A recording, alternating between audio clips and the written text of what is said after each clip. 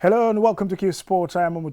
Thank you very much for joining us. Coming up tonight, we talk about a former footballer whose love affair with football still continues despite having problems with his sight. He's completely blind. That is Omar Bojang of Sukuta. He one time played Nawetan football. He also played for the Sukuta town team and as well as for several other football teams during his days. We'll bring you his story exclusively on this program. Also in football, Blue Stars emerged champions of the Medina Juniors football competition, and they did that in a pulsating penalty shootout. You will find it very interesting because both teams had the chance to take an advantage in the shootout but missed, and eventually it was Blue Stars who emerged champions against Palmer FC. And on Qsports, we will also be talking about Taekwondo. It's one of the lesser known sports in the Gambia, but they're about to organize an event, and this event is being organized by the Gambia Taekwondo Masters. And we'll get an update from Baba Sar, the president of the Gambia Taekwondo Masters. All that on tonight's Qsports.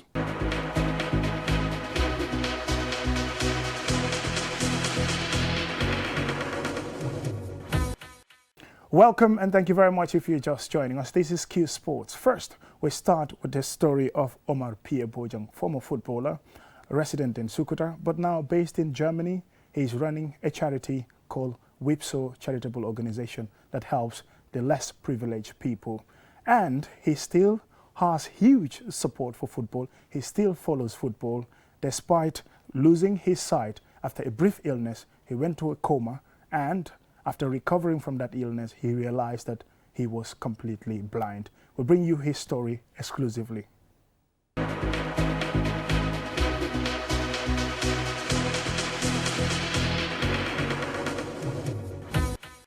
My early days of football started since we started going to Arab schools. We were not yet to go to normal school. And most of the time, I'm so much playful. Really, I would have even missed school for days, whereby I will be beaten every day, but that will not change this habit of being a person who loves football. So I started it at a very early age, of around 6, 7, 8 towards.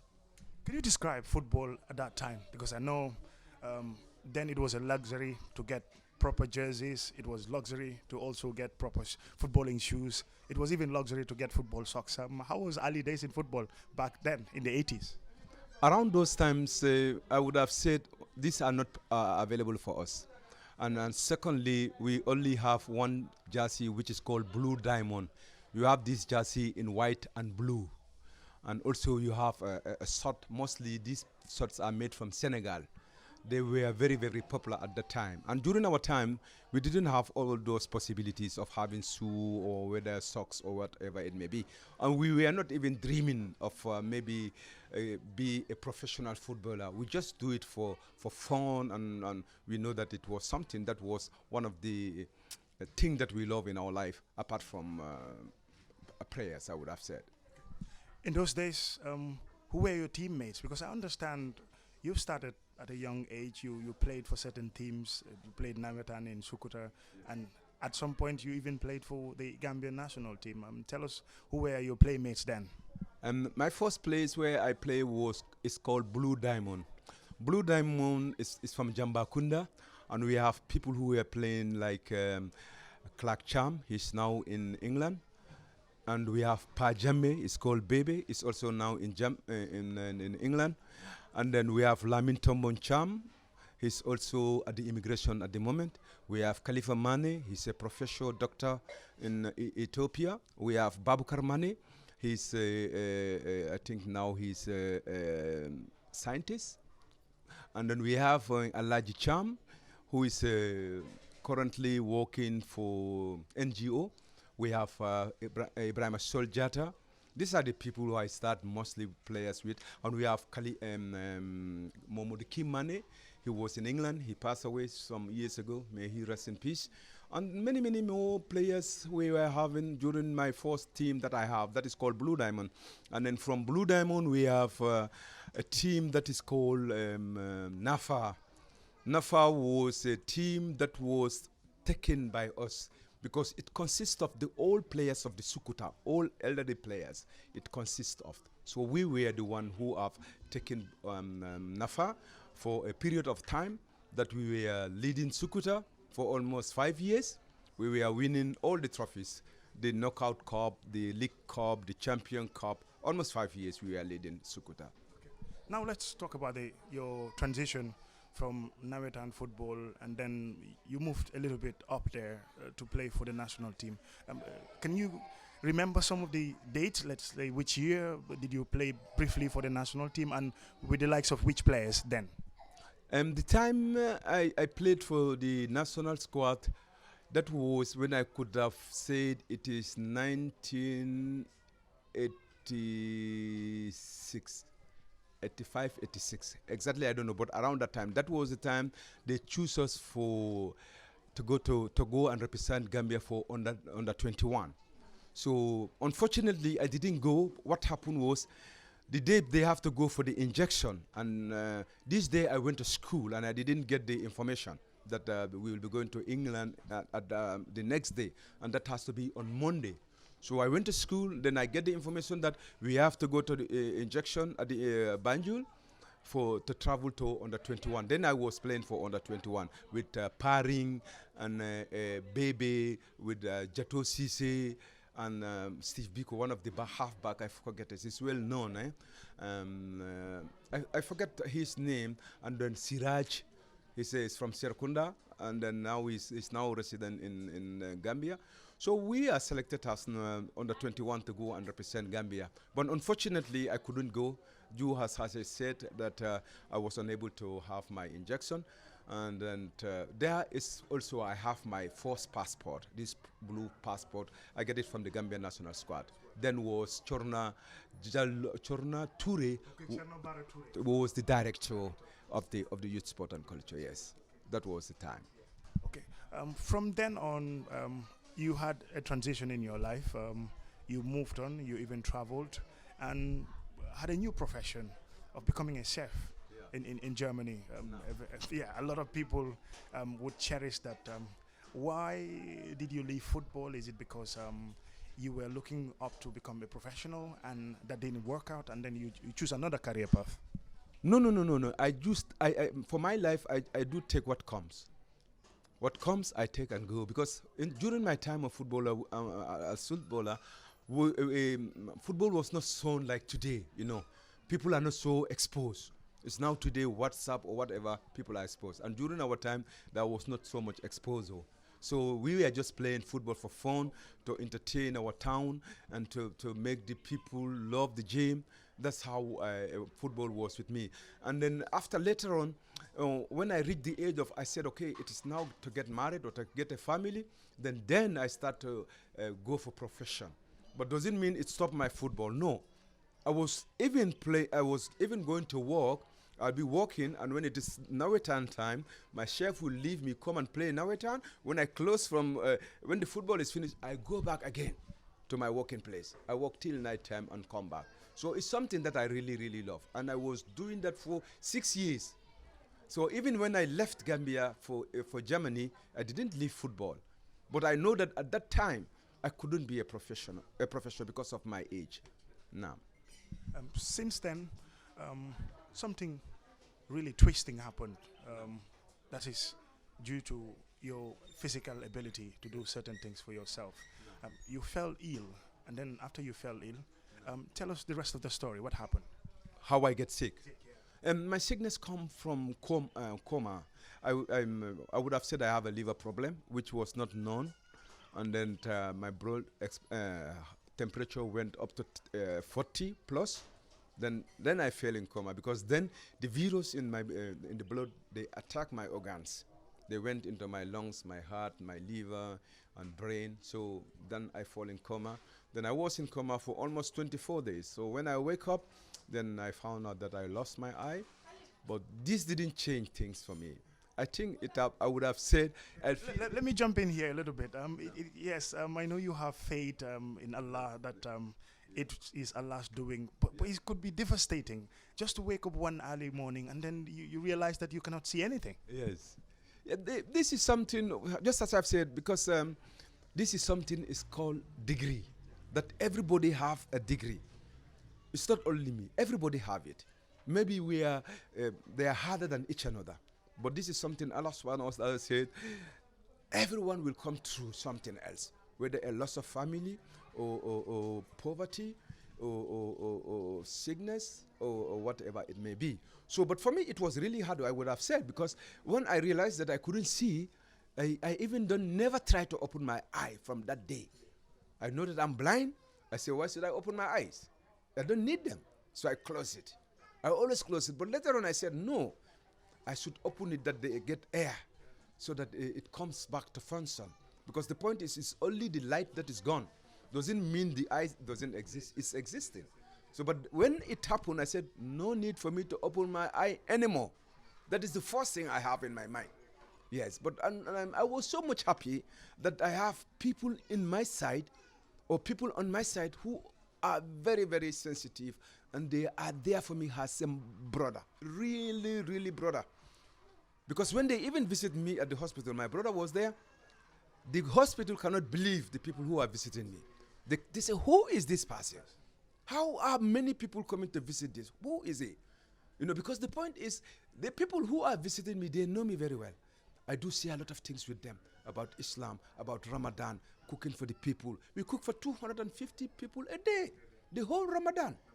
You know, so I was well known by any of them. So if they heard of my sickness, for them it's different from us. If they had the sickness, it is I will not say it is a law, but I have power on them to visit me. You know, so that's why they were visiting me rampantly every day. Even when I went to Hamburg, when I was laying there, they come there. Everywhere is full. People wondered, who is this guy? Because it's not something, because they know that I love them for Allah. If I love somebody, I don't love for money or whatever. I love somebody for Allah because this is the benefit.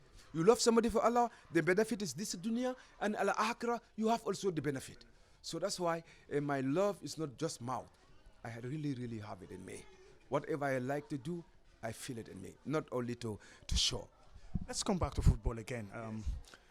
Now, you are visually impaired. You can't see. Is football something that you've missed in terms of seeing with your eyes? I know you can feel when a goal goes in and then everybody celebrates. I'm looking football. I just like to hear the comment. Yes. I have a television there, so when there's football, I listen to it. But I have good time with a lot of people in football, like Jato Cisse. Jato Cisse, I know him when he was at LK. He was very small, very young, and I was also young, but I'm older than Jato Cisse. At that time we have inter-schools sport. When the how this goes, school come to an end, we have a school competition, football. Latrikunda, Sukuta, Serkunda East, Serkunda West, Banjul, all over. So there I know Jato Cisse from LK. Then so he plays schools football? Yes. I play anything, any stage from football I've played all. So there I know Jato Cisse from this LK school. Then he was very young, and also his parents are from Sukuta. So I have a very, very good relation with him. And he even take me to Walidan. He said, Pia, you know what is it? Let's go to Walidan. I said, this is a Wolof team. Maybe it will be very hard for me because I cannot speak the language. He said, no, come, I'm a Mandinka. Come, we are all one. You know, then I went there. And I even play for Serkunda East also with champion, who is called Champion Sound, Lamin Cham. Lamin Cham is my goalkeeper. No. Thank you very much for your time, Omar Bojang. It's been a pleasure talking to you. Me too. It's a pleasure. And then we pray for Allah subhanahu wa ta'ala be with you all and those who are working for Chew TV to shower his blessing on all of you and accept our fastings, our good deeds.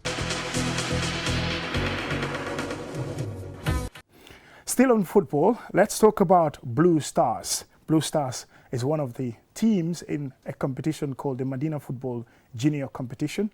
And they emerged as champions after losing the final last year. But this time, in a pulsating penalty shootouts against Palmer FC, which was very dramatic because both sides had the chance to take the advantage in the shootout, but they failed.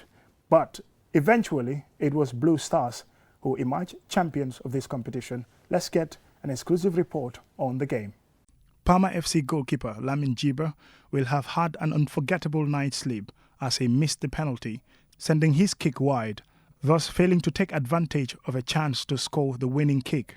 At the other end, Blue Stars goalkeeper took full advantage of the second chance handed to him, saving Parma FC's last kick by Selu Jallo to clinch the trophy for his side. The shootout ended 7-6, with 5 players missing. Only 2 infield players didn't take part in the penalties. Earlier in the game, Blue Stars made sure it was a one-sided game in terms of possession, with high pressing and passing style of play. They twice came close to scoring, firstly with a free kick, which was parried for a corner by the keeper. Then Blue Stars captain Ibrahim Ajaju had a powerful shot saved. Despite being on the back foot for much of the game, Parma could have killed the game in the dying minutes. Malang Sise's shot hit the bar after successive corners. Parma forced Blue Stars goalkeeper Hassan Jiba into another save moments later. This is how the two coaches reacted after the final. I'm very happy to be honest, because last year I entered the final here, but I lost it, So for this team also, in the knockout first round, we met after they beat me 2-0. So I was expecting that, it's not going to be an easy game. So I get prepared because I train continuously even in the Ramadan. So my players, although I'm lucky, but I have worked for it. Football, I'm easy, you can understand. But near chance of me, so capitalize what I can. Near that of stage, 90 minutes. Mang goals, you can understand it because 91 players, they are a good team, They are very good and strong, So, but near game, from that stage, penalties, but two chances, sort of put on a game finish. 2 scorings, sort of put a game finish. You can understand it. But man capitalize on the chance.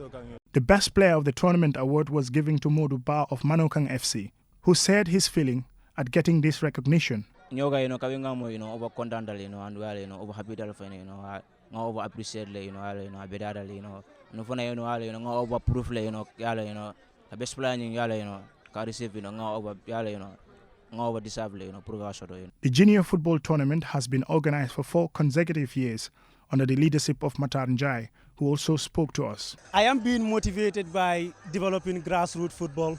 Like as we say, catch them young. That's our slogan. And that is why we always organize the junior tournament on a yearly basis here in the Medina football ground. And so far, so good. That's the main reason why we do stage it on a yearly basis. As I just said, catch them young. We want to push Gambian football to the next level. And we did understand that without catching them young, it will be difficult. So we had to focus on the younger ones. The victory for Blue Stars avenged their defeat in last year's final.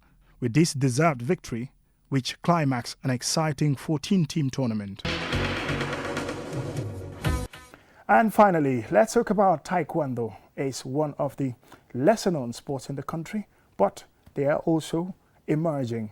They want to organize competitions, and they've been taking part in international competitions, sub-region, I should say, in Senegal, Dakar. In 2021, they've won bronze, gold, and silver medals in one competition they attended in Dakar.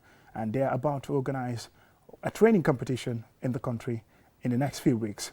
And Baba Sarr is the president of the Gambia Taekwondo Masters, and I'll have him in the studio to discuss more about this competition. Gambia Taekwondo Masters is an organization that is looking forward to promoting Taekwondo in the country. They have several Taekwondo participants in several clubs that are looking forward to become Taekwondo athletes who are professionals in the future. They've organized a series of competitions before, and they're on the verge of organizing another one. And I have the president of the Gambia Taekwondo Masters with me in the studio, Baba Sarr. Welcome to the studio. Thank you, Mr. Gajaga, and thank you for having me in your show. I'm really privileged to have this kind of a program, and I'm sure that the viewers will definitely love to know the developments of Taekwondo in the Gambia. Thank you. Yes, Taekwondo, one of the sports in the country, not very much popular like the other sports, but you are doing your competitions recently. Just as late as 2021, you went to Senegal for a competition, and Gambian athletes won some medals. They put up a respectable performance. Tell us about the upcoming event. Before I talk about the upcoming event, as you rightly said, Taekwondo have been dormant for years. We see it very necessary for us to make sure we promote Taekwondo again, because we need to have our own nurtured stars to compete internationally. That being the case, we came together to form the Taekwondo Masters in November. Back in November, we went to Senegal. I prepared 20 athletes to participate in the Senegalese Taekwondo competition. We were fortunate to have 2 gold medals, 3 silver and 2 bronze. Therefrom, we were invited to participate in the Dakar Open Max competition, which was the one I was really pleased, because that Dakar competition was an Olympic level category. And I prepared about 10 athletes, so we eventually were able to go with 8 athletes and 3 coaches. We fought in different categories, but fortunately for us, we were able to win 3rd place in Olympic level category in -80. So basically, it was their first to use the electronic system, but it was not a bad competition, though. They've tried their best, and then we were able to have at least a trophy for 3rd place. And there we have a trophy also for the most disciplined team. As you said, this upcoming event, I see it very necessary for the athletes, because during the event, as their first time to fight electronics, during the event, I've noticed that most of them have been doing playing foul games, because they were not acquainted with the new rules. Because Taekwondo, the rules keep evolving every year, so we need to update ourselves on the new techniques that, comes with the sports. As you know, Taekwondo is an Olympic sport. So if we want to prepare our athletes, they have to be acquainted with the new rules. That prompted me to have that MOU. After the competition, of course, I signed an MOU with Max Solution in Dakar to make sure I help promote Taekwondo in the Gambia. So they will be giving us training supports in the sparring, training supports in preparing athletes for international competitions as well. And also they will give us support for equipment if we need the electronics equipment as well to be able to use in the Gambia to promote our local competitions. This upcoming event is scheduled this month, end of this month, the 20th. But since they're having this Cup Ambassador in Dakar, they have series of competitions during the calendar year. So we shifted a week later after the 20th, that is on the 27th. So they will come in on the 27th. Then we'll have 3 days training camp. Okay, it's sort of a capacity building for the athletes. Yeah, exactly, capacity building for the athletes. Because for the first time, Gambia traveled outside and participate in the PUMSI competition. Yeah, so I want to make sure that we prepare our athletes to participate in all areas of competitions, being PUMSI, sparring, and also coaching as well. Because if we don't have good coaches, if we don't know the rules of the game, it will be very difficult for us to stage our own local competitions. That's why I decided that, okay, it's necessary for us to have this competition. I will make sure that we go all out to promote it, to make sure that the Gambia, we start staging our own competition to promote the young ones so that they can be international competitions tomorrow. Locally, what have you been doing? Is it just basically training, or you've been organizing some competitions among local athletes? We are yet to organize local competition among the athletes. As I said earlier, we came together in November last year, 2021, November 2021.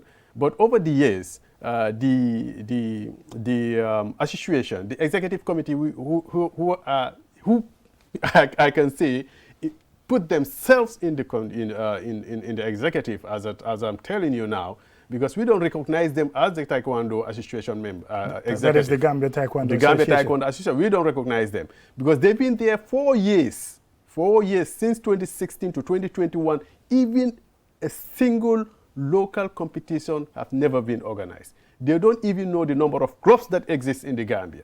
They don't have the time for Taekwondo. The last time, one of the journalists called the Secretary General, and then he rejected being the Secretary General of the Gambia Taekwondo Association. So I don't understand what kind of an association is that. If the Secretary General said that he's no more interested in Taekwondo, and then you still have him as the Secretary General, what sort of an association is that? So that's why we say, if you're doing that, we don't recognize you. So we have to come together, since we have the love and the passion for Taekwondo, And we know that we can develop Taekwondo. We'll have to come together and make sure we promote Taekwondo. Whatever comes out of it, we'll face it. Well, what are some of the challenges? We all know lesser-known sports in Gambia struggle for funding. Even, you know, some of the most popular sports, football, basketball, athletics, they still would have athletes struggling to go for international competitions. At your end, how has it been like? How are you coping? So you hit the bingo button. That one is a bingo. You know, funding is a problem in the Gambia. Much less talk about Taekwondo. I'm sorry to say this, but the time we were embarking on our journey to Senegal to compete, to raise the Gambia flag, we've tried. We went to Sports Council. We went to the Ministry of Youth and Sports just to have funding to go to, because I prepared about 15 athletes. I have to be honest with you. I prepared 15 athletes to go and participate. But all of a sudden, there is no money. So we give credit to Rohim Malik Law. Rohim Malik, is it Law? I think, the Banjul mayor. Mayor, yeah. Yeah, we give credit to her. And I'm sitting here thanking her very much for that kind gesture, because she gave us $30,000 to make sure we help ourselves to take these athletes to Dakar. For the competition. For the competition. We give credit to her. So, Rohim Malik Law, we want to thank you very much for that. Funding is always a problem, because they said, Sports Council, they said, we are not together with the association, so they can fund us. Yes, we will come to that some other time. It's been interesting talking with you, Baba Sarr, the president of the Gambia Taekwondo Masters. And I'm sure we will expand on this discussion, because there's a lot of things that need to be unearthed. And thank you for your time. Thank you, Mr. Gajaga, and I hope that I will see you in our upcoming program. So, thank you. Come and give a coverage. Thank you very much. Thank you. Thank you. Well, thank you very much for watching Qsports. That's all we have for you tonight. Pleasure. See you next week. Bye.